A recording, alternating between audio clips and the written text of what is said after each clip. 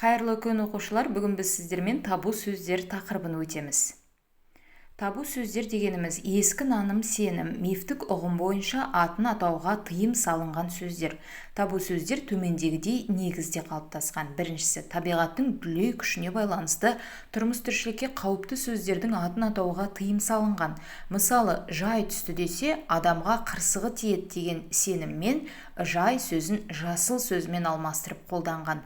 Бұл жерде найзағай деген мағынасында қолданылып тұр. Мысалы, найзағайды көбіне жай деп атап жатады. Сондықтан жай түсті дегеннің орнына біздер жасыл түсті деп алмастырып айтсақ, ол табу сөз болып есептеледі. Өйткені қорқынышты табиғаттың құбылысын атын атамау бұл жерде. Табу сөздердің қалыптасу негіздерінің екінші түрі адам өміріне қауіп-қатер төндіретін жыртқыш аңдар мен жәндіктердің атын атамай басқа сөзбен ауыстырып қолданған.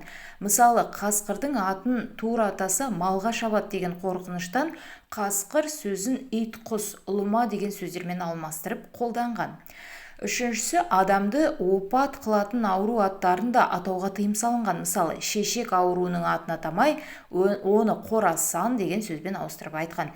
Бұл жерде де мінекей қорқынышты табиғат құбылыстары емес, бұлар енді аң-құстар ғой, аурудың түрі. Сондықтан ойбай атын атама қорқынышты деп басқа сөзбен ауыстырып айтқан ата-бабаларымыз. Төртіншісі, қазақтың әдет-ғұрпы бойынша жаңа түскен келін қайын жұртындағы адамдардың атын тура атамай, олардың бойындағы мінез-құлқындағы ерекшелігіне орай әр қайсысына ат қойған. Мысалы, қыздарға, әйел адамдарға ақылдас, ерке қыз, еркем, шырайлым, айнам көз десе, тағы басқа ер балаларға, ер адамдарға шырақ, мырза жігіт, төре бала, би аға, тағы басқа деп атаған. Бұл дәстүр қазіргі күнге дейін келіндер арасында сақталған. Мысалы, өздеріңіздің жеңешелеріңіз сіздерге қандай ат қояды, содан ойланып көрсеңіздер болады.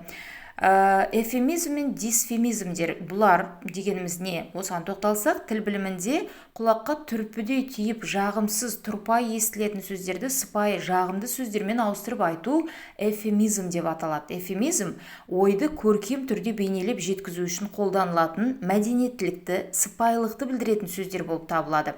Яғни өзі сүйкімсіз бір тұрпайы ұғымды әдемі сөзбен алмастырып жеткізу. Ал дисфемизм дегеніміз мағынасы жағынан эвфемизмге қарама-қарсы, әдеби тілге жатпайтын, тұрпайы, дөрекі түрде айтылатын, біреуді қорлау, кеміту мақсатында пайдаланылатын сөздер.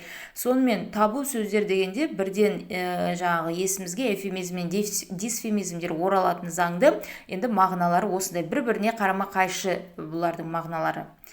Сонымен эвфемизм мен дисфемизмдерге кеңірек түсінікті болу үшін мысалдар келтірсек, мысалы дисфемизмдер құрт ауруы, қылтамақ, саңырау, керең, соқыр, ақсақ, екі қабат, туды, өлді, мылжың, ұрлықшы, өсекші, өтірікші, бұның барлығы кішкене былай құлаққа тұрпайы естіледі, қаталдау естіліп шығады. Сондықтан бұлар дисфемизмдер болып есептеледі. Мысалы, өлді десе, ой, қалай үйтіп айтасың, өмірден озды деп ауыстырып айту керек.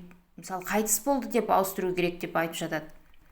Ал эвфемизм керісінше бұған мағынасы өкпе ауруы, жіңішке ауруы, құлағының мүкісі бар. Мысалы, ол саңырау, ол керең дегеннен гөрі құлағының мүкісі бар десеңіз, кішкене сыпайырақ естіледі, жұмсартып айту. Зағип, ол соқыр, көр соқыр дегеннен гөрі зағип деп айтып жатады. Аяғын сылтып басады, яғни ақсақ болса, ой, ол ақсақ дегеннен гөрі аяғын сылтып басады, аяғының бір кемістігі бар деген сияқты. Аяғы ауыр, ол екі қабат дегеннен гөрі аяғы ауыр деп, яғни әдеміреп жеткізеді. Дүниеге келді, қайтыс болды, сөзі бар, қолының жымқысы бар. Ол ұры болса, мысалы, оның қолының жымқысы бар еді, абайлаңыздар деп айтып жатады, үйге келгенде. Аузы жеңіл, өсекші деудің орнына оның аузы жеңіл, аузында сөз тұрмайды деп айтып жатады. Қосып айтады, өтірікшіні ол кішкене қосыңқырап айтады деп айтып жатамыз. Сонымен балалар, назарларыңызға рахмет. Табу сөздер, эвфемизм, дисфемизм жөнінде сұрақтарыңыз болса, міндетті түрде комментарий қалдырыңыздар.